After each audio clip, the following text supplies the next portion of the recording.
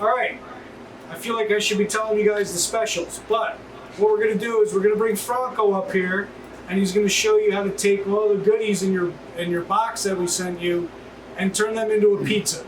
So with that, welcome Franco Rua. Thank you so much. Thank you, Lane. Thank you. So my name is Franco Rua. This is Café Capriccio. Welcome. It's nice to be. I'd like to thank ATEC. It's nice to be working with you guys again. We did something similar to this around Christmas time. It was really successful, and it's really great to be doing it again. We just went on, actually. Hey, Dad, come here. Just say hi, quick. We just went on. We're gonna get into making pizza. We're Café Capriccio. This is my father, Jim. He started the restaurant 40 years ago. We've been on Grand Street trying to do authentic Italian food for 40 years. This is our 40th year, so it's a big milestone for us. It's nice to have you guys here, and we're happy to be sharing these products with you and showing you how we make pizza. So honored and delighted. So he's actually working tonight. I took the night off to hang out with you guys and play with this these things here. So we'll get right into it. So the number one thing, flour. We included this 1 kilo bag of Caputo flour. This is the flour company milled in Naples. This is type 00 flour. It would be similar to a close to what we call all-purpose flour in the United States. In Italy, they use 00, 00. We use pastry flour, all-purpose flour, bread flour. It's really a function of the amount of protein in the flour. For us, the pastry flours have less protein, so they're softer. The bread flours have slightly more protein, so they're firmer. This one would be sort of in between cake flour and all-purpose flour. You can make a great pizza with all-purpose flour. A lot of restaurants make it with the bread flour. I would suggest, make it with this, and if you're really into it, you could experiment with different types of flours, even mixing them to different effects. So 00 flour, this is a 1 kilo bag. The recipe we gave you is for this entire bag. We also included a bottle of really great extra virgin olive oil. This is a Sicilian oil. It is an everyday oil. You can use this to cook, use it to finish pasta dishes. This is a great oil. We included wild Sicilian oregano. So this is oregano picked in the mountains of Sicily, dried on the stem. You'll see it has a very unique quality. Being dried on the stem, when you break it, it really holds its aroma and character. It's very strong. Use it sparingly because it is strong. It's delicious. We included some Parmigiano Reggiano. Obviously, most pizzas are based around mozzarella cheese. Unfortunately, mozzarella cheese needs refrigeration, so we didn't include that. But Parmigiano Reggiano is usually always included along with mozzarella, and it's the king of Italian cheeses and maybe the king of all cheeses in the world. So we gave you a wedge of that, and some soppressata. Obviously, pepperoni pizzas are very popular. I like to use high quality salami in place of pepperoni, and it gives a special quality, slightly elevated to regular pepperoni. Obviously, so for the dough, we do the flour and then yeast and salt. I pre-portioned the yeast and salt to be the exact amount to go with this 1 kilogram of flour. So there is 3 grams of yeast, which is about a half a pack of a packet of yeast that you would buy in the store, and 20 grams of salt. I am using metrics because it's easier, especially for salt. The denser the salt, going by weight is important, because if you have a very fine-grained salt, a tablespoon of that will be equal to 2 tablespoons of something like sea salt. So 20 grams, 3 grams. Really, just experiment with that if you're making it on your own, and go by weight if you have that. If you have a little scale, it's a great tool. I would recommend getting one for your kitchen. And this is Italian sea salt that we used, and we also used Italian yeast, prepackaged, measured for this recipe. And then we also included a jar of sauce. The classic Neapolitan pizzas are tomato sauce with basil. This one has a really beautiful basil characteristic. It's included in the sauce, and it tastes like fresh basil. It's really good sauce. That's it. So I will show you how to make the dough. It's very easy. This is a simple dough. Flour, salt, yeast, and water. So we're going to use the entire 1 kilo bag, which is 2.2 pounds. 00 Italian flour.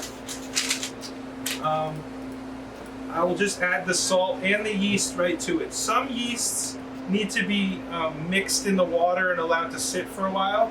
This yeast is instant and it doesn't require that, so you can add it directly into the flour. It's called instant yeast. If you used a fresh yeast or an active dry yeast, you would have to add it to the water and let it sit a couple minutes.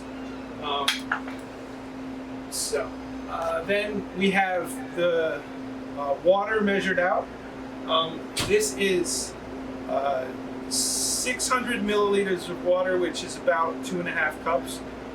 So 600 milliliters of water. Now, always when you're making a dough, I would add most of the water and then go slowly, because there's different variables like the ambient humidity, the moisture in the flour, that kind of thing. So add some of it and then start to mix it. Now I'm doing it by hand. Now you could also use the KitchenAid mixer, but I think doing it by hand is easier because not everybody has a KitchenAid. If you have the KitchenAid, it's even easier. Now the thing about pizza is it's not instant gratification. Just like any kind of bread recipe, you have to. It's not a lot of active work, but there's waiting for it to rise, etc., etc. So you have to just think a little bit ahead of time, make it, a few hours ahead of time, even a day ahead of time, maybe even better, because you get a little more flavor when you let it rest in the refrigerator overnight. We have it here. All right, so we got a question. What's the minimum amount of time I can wait for the dough to be ready? Okay, so basically, the way the dough rises is a function of heat. If you're in a hurry, you want pizza that night, you can make the dough and let it rise in a warm place. And so, I'm going to tell you that this takes 2 hours to rise initially, and then another 1 to 2 hours after the first rise. But if you put it in a warm place, it could take 40 minutes, and then another 20 minutes. So the minimal time would be probably two maybe 3 hours from flour to pizza. All right, so I got another one here. I'm not sure about this. What hydration percent is optimal? Okay, so for this, it would be about 60%. This is 60%. 1 kilo of dough, of flour, 600 milliliters of water. I just saw another question here, and they're asking about a thin crust recipe. So this is thin crust. Yes. So basically, this pot or this pizza is pretty delicate pizza. Yes, but as I said, this is also a bread recipe. You could make this thick crust. This is a very basic bread recipe, and you could really make bread with this. You could make rolls with this. You could make thick cut crust pizza dough. We make the Neapolitan style, which is going to be thin crust, which you'll see. And so, it's versatile, bread, anything. So you need it for 10 minutes about. If you make the dough a day or two before using it, do you rest it covered on the counter or do you refrigerate it? So it always has to be covered or else it'll dry out. I'll talk about how you rest it in a moment. So we'll get to that point. And that'll touch on that other point about can I speed it up or, can I slow it down? So basically we're kneading it for 10 minutes. All we're doing is hydrating the flour and creating the gluten that's going to allow the dough to stretch. If you don't mix it enough, the gluten won't form itself, and if you try and stretch it, it will just tear. So I'm not going to go and mix this completely for 10 minutes because you sort of get the idea. And what you really want to look for is a smooth dough that's totally incorporated and not lumpy at all. And one way to test if the gluten, could you put that over there for me, Lance? Is take a little piece to test if the gluten has formed. You take a piece and you try and stretch it very thin, and so thin enough that it's translucent and you can see light through it. Obviously, I didn't mix it for 10 minutes, so you see it's tearing. So that would show you that the gluten hasn't formed and the dough won't stretch properly. So you knead it just for 10 minutes, and just like this, you fold it into itself. Keep folding it into itself. Like this, if you're doing it on a board, add a little flour if it gets sticky, and keep going. Usually around 10 minutes of doing that is plenty. Take a little piece, stretch it out, see if you can get it very thin without it tearing. So after 10 minutes, this is what it's going to look like. Then, when it's like this, you let it rise for 2 hours, about. If it's in a warm place, it could be 45 minutes to an hour. If it's in a cold place, it could be overnight. I would recommend doing the first rise not refrigerated, although you can do that as well. But do the first rise outside of the refrigerator for 2 hours until it doubled in size.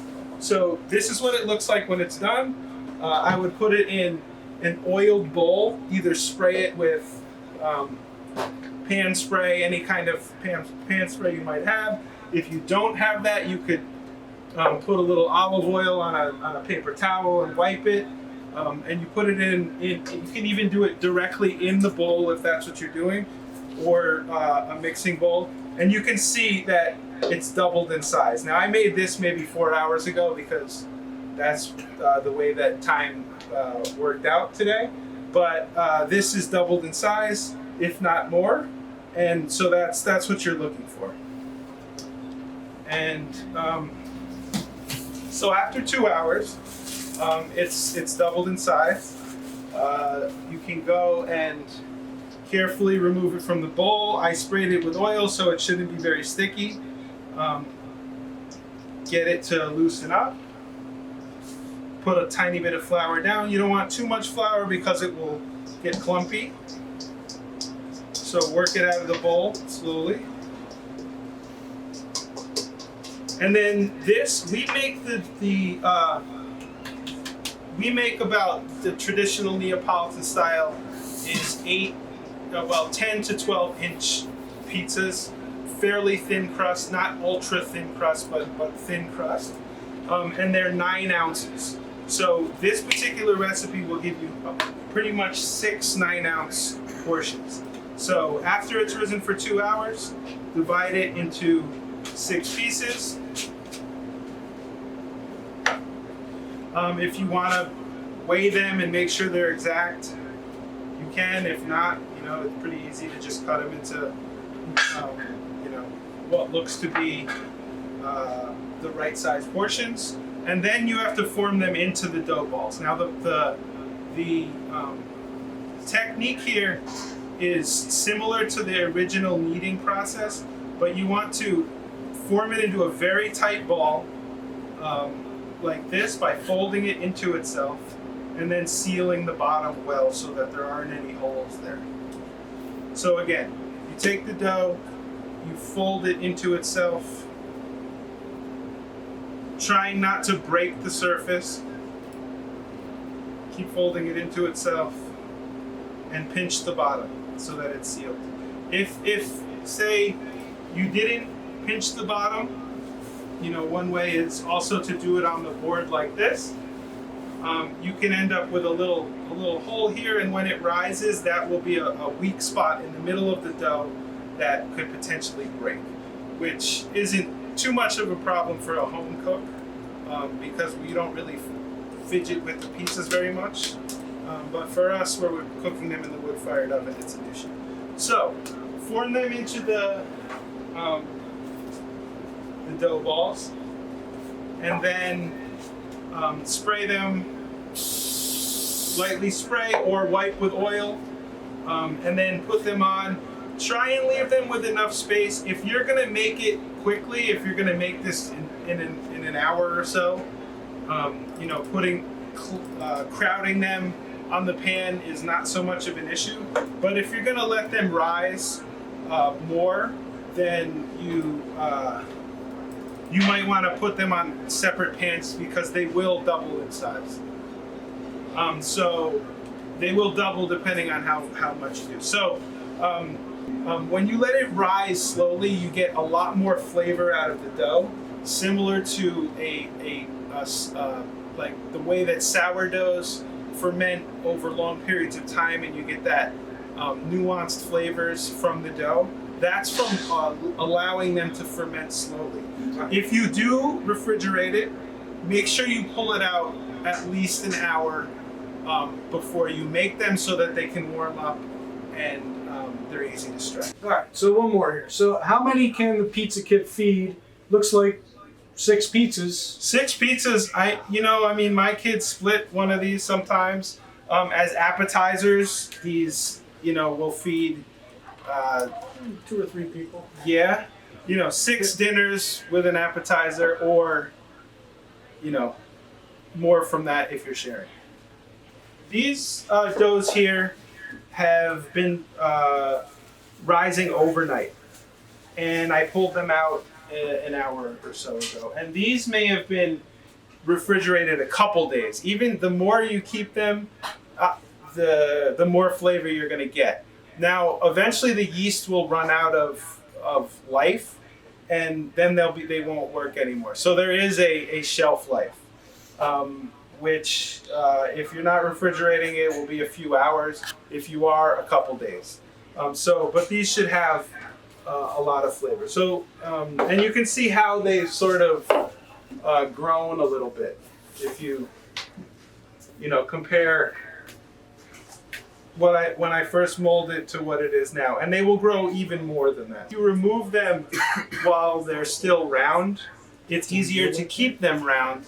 I know when I buy the pizza dough at the grocery store, when it's in a bag, it's hard to get it to come out round, and then it's almost impossible to make it round once you've crossed that bridge. So those are good. So it's always good when you're working with it to have a little bit extra flour.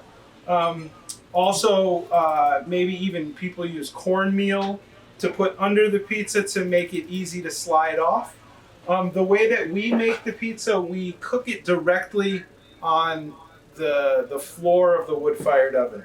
I would highly recommend, if you are going to do it in your own oven at home, to have a pizza stone. You can certainly do this on a pan. You can do it. There's a lot of different techniques to do it, but I'm going to show you how assuming you have a oven at 500 degrees preheated with a pizza stone, how to cook it directly on the pizza stone. With one of these is a pizza peel. I'll make it on here. Put some flour down. You could use cornmeal, which will make it even easier to slide off, and then just slide it into the oven. It takes a little bit of practice, but it's the best way to cook the underside enough as well as the top. So Um, So we have looks like Steve. Do they flatten on their own? So Franco's about, I believe, to get to that. yeah. So now I'm going to show you how you handle it from here. So I put a little bit of flour down. This little tool, this dough scraper, which is made for dough, is really useful, not just for this purpose, but other things, you know, picking up chopped onions. So anyways, this is a good tool to have, you know, that's useful beyond this, but it's particularly good to use with dough. So getting underneath it, and maybe you want to, you know, it always helps to have a little bit of flour. You don't want too much flour, but a little bit will help to keep it from sticking. And then put it down, flour it a little bit. You know, as I said, not too much. So from this state, I start by just flattening it out. I never use a rolling pin because I flatten it completely, but I leave the crust unflattened. So I think it's important to start by flattening it completely and evenly, like that with your fingertips. If it seems like it's sticking, do a little bit more flour. A wooden surface is good. Obviously, we use marble, which is the traditional surface that's the best because it stays cool. It doesn't stick. Wood is fine. Even metal will work. Any kind of natural stone is probably the best. So flatten completely, leaving about a 1/4 inch of the crust unflattened. Then you can either start to move it like this and just slowly stretch it out. You could pick it up and, you know, slowly, lightly stretch it. You want to be delicate with it. And then like this. So, like I said, we make them 9 to 12 inches. I like to start by making it a little bit smaller. One thing is that the center is always going to be the weakest part. So you want to make sure the center is not too thin and not overly topped. So I will put it right on the pizza peel with a little bit of flour. Again, cornmeal is helpful if you have it and want it, but flour is fine. I'll start by. Go ahead. So is there a way to know if the pizza is too thin, if the dough is too thin? Well, like I said, if you do 6 equal portions, they're going to be around 9 ounces, 10 to 12 inches. Now, if you wanted to double that size, you could get it to be 18 to 20 inches. So really, it's a function of the size of the dough ball. So this, if it's 9 ounces, you could have it, you know, 8 to 10 inches is going to be, 10 to 12 inches is going to be pretty thin, but not too thin. If you made it 14 inches, it would be extremely thin, which is totally doable. You'd be able to see through it and get translucent. Yes. Which is fine, and because it is also going to grow when you cook it. So, but I would just say if you're doing it like that, you know, you shouldn't be able to see through it. It should be thin, but not too thin. I would start by just stretching the 9 ounce ball to 10 inches, and that's the thickness that we use. So it takes about. I'll make a classic pizza margherita. And then I'll make one with just the ingredients that we gave you as well, because it's possible to do that as well. I'm going to show you how to cook it in our wood-fired oven. Obviously, some of you may have a wood-fired oven. Most of you probably not. So I'll talk about how it's done in a regular oven, which I do all the time at my own house. There's other ways to, you know, there's other kinds of ovens as well. So about 2 to 3 ounces of sauce. You know, you don't want too much. We in the restaurant we use just crushed tomatoes, unseasoned, and cooking them in the wood-fired oven. It sort of it thickens them on just that intense heat of the oven. I would recommend doing it at home to use a sauce that's slightly thicker, because you don't have the benefit of that, you know, 1,000-degree temperature. So some people like more sauce. Honestly, you can do whatever you want. The pizza is a blank canvas. There's many ways you can top it. So a light coating of sauce. I have some mozzarella here that here. So fresh mozzarella is what we use in the restaurant. We make it ourselves. This is a product that you could get. I will say if you use, this is our own homemade. If you do buy mozzarella that's fresh, it does tend to be a little watery. Again, when we cook it in the wood-fired oven, it sort of evaporates more and gets drier. You may find if you use the fresh mozzarella at home that it's watery. In that case, a really good low moisture shredded mozzarella might be better for you. But a lot of people like the flavor of the fresh, so that's something you can experiment with. So a little bit of sauce, the fresh mozzarella, and the basil's already in the sauce.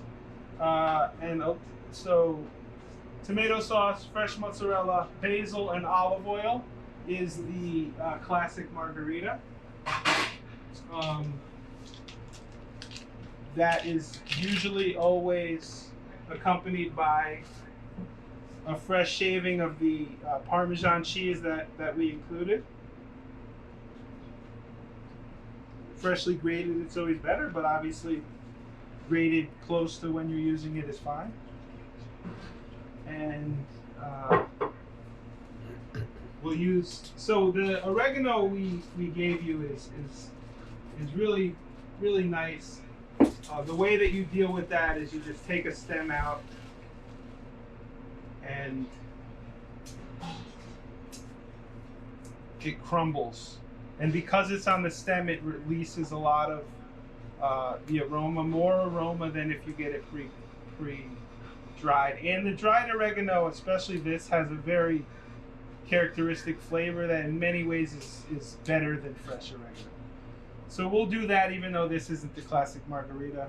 It's a blank canvas, we do whatever we want. So that, and then a little bit of olive oil, but I would be careful not to overdo it because sometimes the oil comes out of the cheese.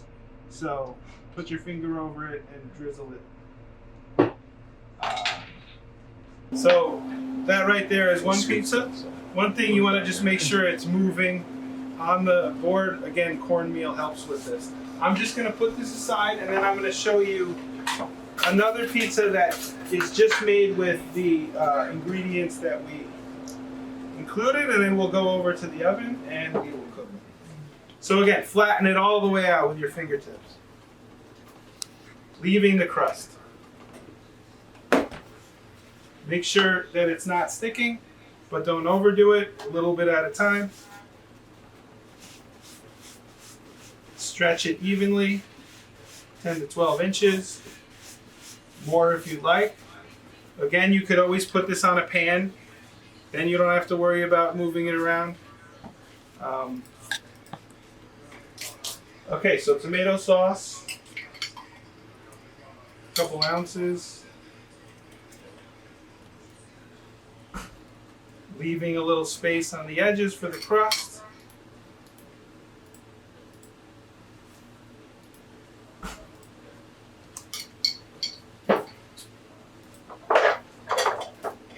So less is more on these pizzas because For me, but if you like a lot of sauce, put more sauce. it'll get moist in the middle. It might get a little droopy. Yes. So again, the salami, this is a very high quality salami. So it's going to be reminiscent of a pepperoni pizza, but on another level. It'll shrink, it'll toast, it'll be really good. And then a little bit of the oregano, freshly crumbled. It really gets a nice character also, the way the oven toasts it, and it even releases more aroma that way. So, but go sparingly because it's very intense. A little bit of olive oil, And this is a pizza without mozzarella. I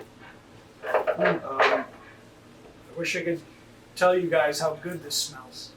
Parmesan.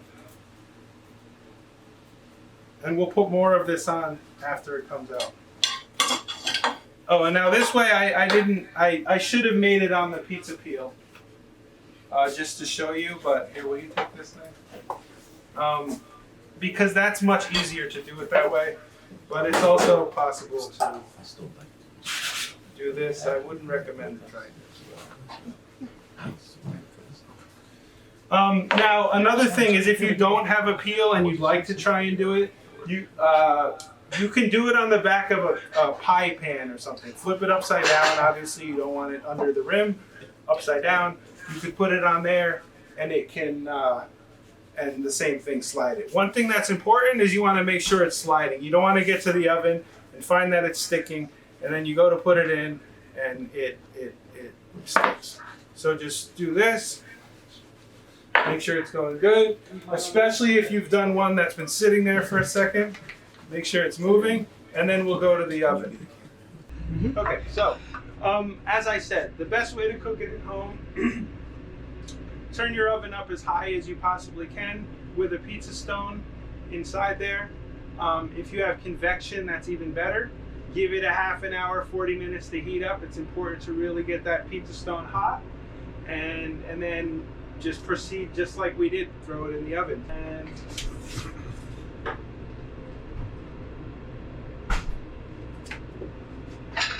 beautiful. And then